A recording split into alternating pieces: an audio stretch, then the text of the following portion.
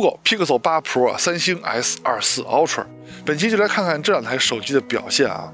那么 Google 的手机在很多人心中呢，可能是名不见经传的手机啊，但是一聊到计算摄影，肯定绕不开谷歌相机这几个字。那么作为谷歌相机的本体 ，Google Pixel 8 Pro 这台手机的表现会怎么样呢？那这期就给他找来一个对手，就是三星的 S24 Ultra。开头呢，先要感谢一下远在海外的北辰先生，是他远隔千山万水把这台手机寄到了我的手里啊，非常的感谢。也希望大家能点赞加关注，支持我们的节目啊，尤其是加关注，这是让我们这档节目不停更、继续更新下去的动力。那正式测试前，还是鼓励摄影环节，我会拿着手机去瞎拍一些照片，我拍的不好，抛砖引玉，希望您也能参与到摄影中来。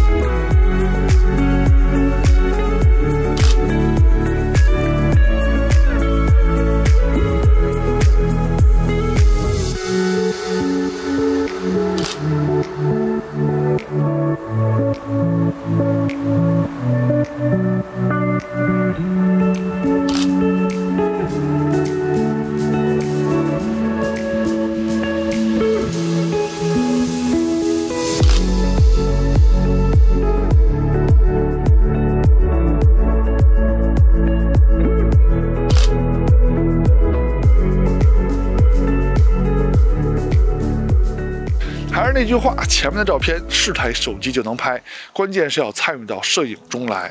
欢迎收看 ZPH， 记得点赞加关注支持我们，这是让我们独立发展下去的动力。那下面就来好好看看这两台手机在影像方面的表现吧。那现在列出来的就是两台手机后摄的焦段配置，三星比 Google 那边多了一个3倍的中焦镜头，还有就是我不管厂家是怎么宣传的，官网怎么写的，其他评测怎么说的，那我就要提醒大家，他们都是定焦镜头，没有光学变焦，没有光变，我都要看看以我们的微薄之力能不能把这行业的臭毛病给扳过来。现在是 Pixel 8 Pro 的拍摄界面，给了4个焦段切换按钮，2倍是主摄的数码变焦， 0.5倍、1倍还有5倍是光学镜头。还有这次呢，它也终于支持了高像素模式啊，有5000万像素模式，3颗镜头都支持。但是超广角跟长焦都是4800万像素的，它是通过差值差到5000万像素的。S24 Ultra 的拍摄界面有5个焦段切换按钮，这代产品呢牺牲了长焦，加强了中焦，5倍镜头是光学焦段了，10倍镜头是5倍镜头的数码变焦了。得嘞，开始让他俩真刀真枪的干了啊！我们还是先从主摄开始对比。从参数上说呢，主摄的感光器大小差不多，但是原生像素呢是三星这边更高 ，Google 那边也是用的是三星的感光器啊。但是镜组是谁生产的，整个镜头模组是谁组装的，这方面的消息我一直不知道去哪儿查找。看实拍样片吧，颜色的区别是有的啊，你们更喜欢哪边的风格呢？中心解析力方面差不多啊，从解析力上来说两边是差不多的，但是三星那边呢有些地方明暗做的比较好啊，看起来照片立体感更强，但是这并不影响整体照片的解析力高低。镜组的光学质量方面啊，就是边角画质把控，这看的是镜组的制造成本。仔细看呢，三星的稍微强一点点。再看第二组主摄的对比样片，颜色风格方面的差别呢还是挺明显的啊。中心解析力两边还是旗鼓相当的。再看另一边的边角画质把控怎么样啊？这也反映了镜组的制造公差水平。这回呢，到了最角上的时候，是 Google 的表现稍微强一些。两台主摄都有高清模式，三星是2亿像素 ，Google 这边是5000万像素。这颜色的区别呢，跟刚才普通模式还是很相近的。但是解析力方面嘛，这个没有办法，三星的主摄2亿像素解析力确实很高。当然，前提条件呢是光照要充足。再说超广角镜头啊，从参数上说呢 ，Google 这边感光器更大，原生像素更高，光圈更大，视角也是 Google 更宽广。可惜呀，它也跟三星一样是半拉废物镜头，就是到了晚上呢，也不太堪用啊。不过这点呢，咱们到夜景再说，先看白天的表现。两边在成像上说颜色差距是有，但是没有主摄差距那么大了。视角的差距呢，如图所示，这个红边就是三星拍不到的范围。中心解析力方面啊，它俩倒是属于同一水平的。镜组的光学质量就是边角画质把控方面 ，Google 的紫边稍微重一些。再看一组超广角样片啊，颜色的差距呢确实没有主摄的差距大啊。那中心解析力两边依旧没有拉开差距，但是暗幕细节呈现三星稍微好一点点。再看另一边的边角画质把控啊，这回 Google 看起来稍微强一些了，而且 Google 的视角还更宽广，按说它是更不利于把控边角画质的。那从这方面来说呢，超广角镜头 Google 做的还是可以的。而且 Google 的超广角是有5000万像素高清模式的，三星的超广角呢是没有高清模式的。但是在解析力方面啊 ，Google 确实稍微强了一点点，但是领先的幅度很微弱。再说微距拍摄，现在看到的是两台手机超广角拍摄的微距效果。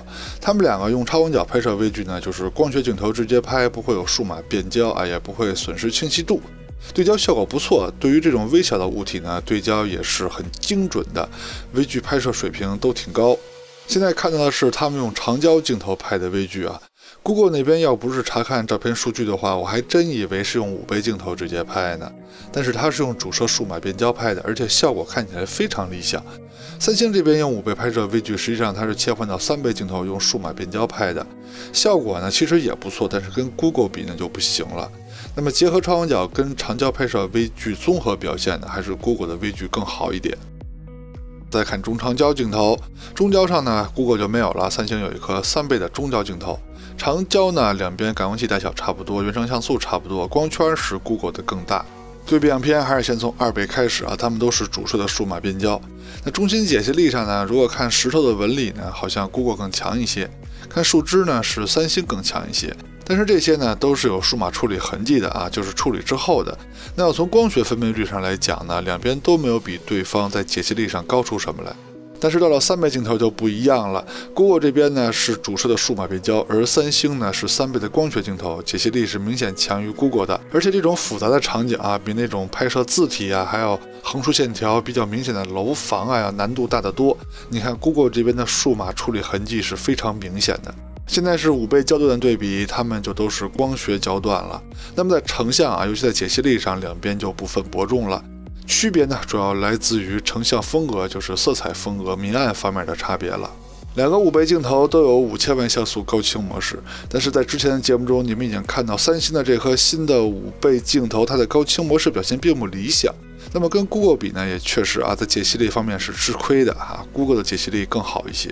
那虽然说三星的5倍高清模式做的并不理想，但是它10倍的数码变焦还是很厉害的，跟 Google 比呢，在解析力方面是强很多的啊，这点我对比了很多组，确实都是这样。再看前摄，先看自拍的表现，没有调其他的设置啊，就是默认设置拍的。Google 的颜色更深沉一些，肤色也更暗一些，三星那边更亮堂一些，看起来肤色也更白一点。他们的美颜磨皮可以说是就说是一点没有吧啊，反正就是非常还原啊。那自拍的差别呢，就主要体现在明暗风格不同上了。那至于哪边好看呢，你们说了算啊。反正哥们儿的长相在我们这10里8相肯定属于长相温婉、肌肤水嫩的。现在是前摄录像的表现，两边的表现都是非常不错的，防抖非常好，清晰度也都是高水平的。颜色嘛，就主要是肤色上稍微有一些区别，但我觉得都是很好看的。美颜几乎没有，就主打一个自然。人像拍摄用的是手机人像模式里的默认设置，没有调其他的。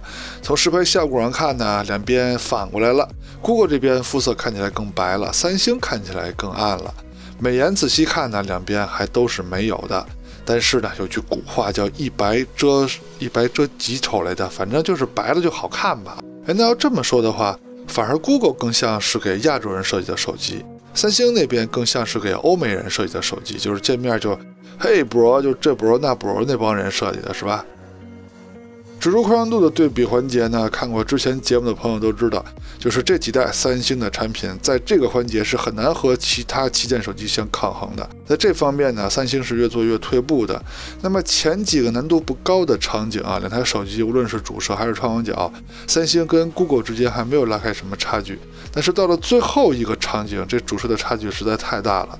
虽然说 Google 这边的暗部细节呀有点过亮了，它还是可以往下压一压的，但是也不能像三星这种什么都拍不到，很多地方都已经丢失细节了，是不是？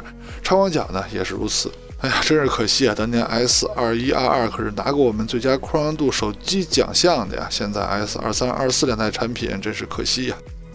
再看夜景的对比，先看第一个场景，主摄的表现虽然说亮部看起来有些区别，但是细节呈现啊，包括暗部细节呈现两边都差不多。超广角嘛 ，Google 的大底带光圈的优势显现出来了，暗部细节呈现更丰富一些。现在是2倍的表现，它们都是主摄的数码变焦，两边的水平很接近。现在是3倍的表现，虽然说 Google 是主摄的数码变焦，三星是光学镜头，但是水平方面呢，两边还是很相当的。现在是5倍镜头的表现了，它们都是光学焦段了，水平两边还是很一致的。到了高难度场景，情况发生了变化，主摄的表现两边还差不多，但是超广角的表现 Google 这边就拍不好了啊，三星的更优秀。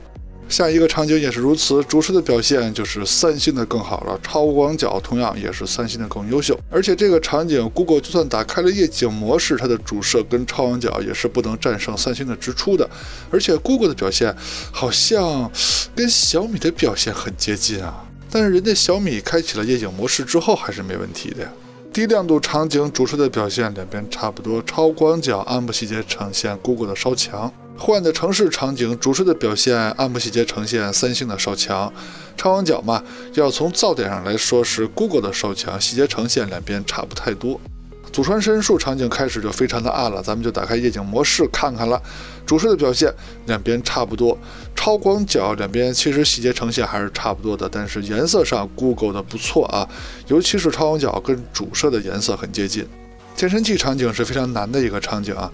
从健身器上看呢，细节呈现是 Google 的好一些，树皮的细节呈现是三星的好一些。但是总体来说呢，我感觉三星有些用力过猛，整体的观感呢，我倒感觉 Google 稍微好一些啊。虽然说它也不怎么样吧。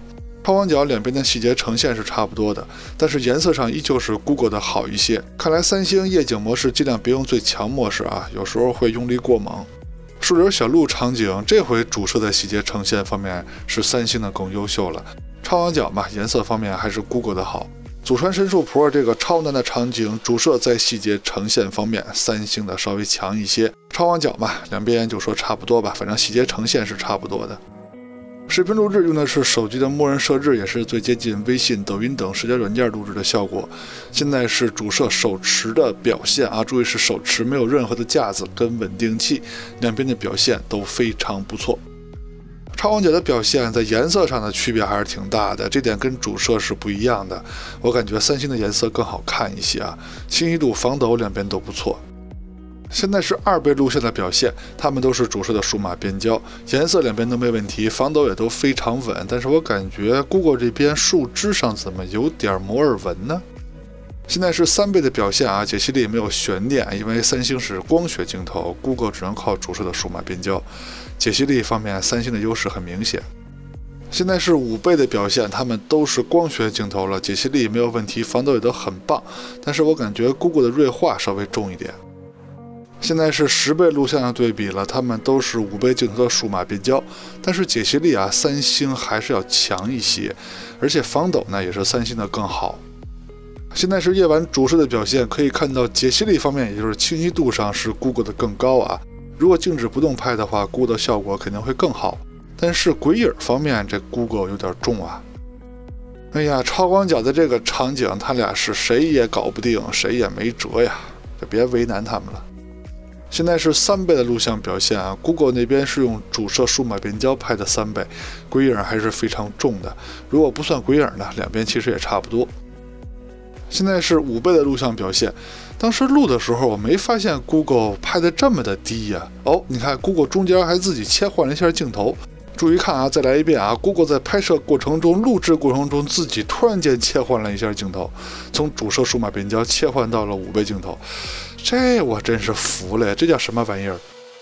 现在是10倍的录像表现，虽然三星那边看着不怎么样吧，但是 Google 这边是真不怎么样啊！但是清晰度看着还是很高啊，比三星高一些。公园设计方面，两台手机都可以说是很有特点的，识别度也是非常高的。它们都是沿袭了家族设计。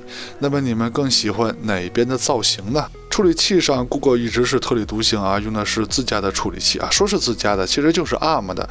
是不是 ARM 的公版架构我没有研究的，肯定是 ARM 的处理器。那三星那边也一样啊，也是 ARM 的处理器啊，就是最新的骁龙8 Gen 3。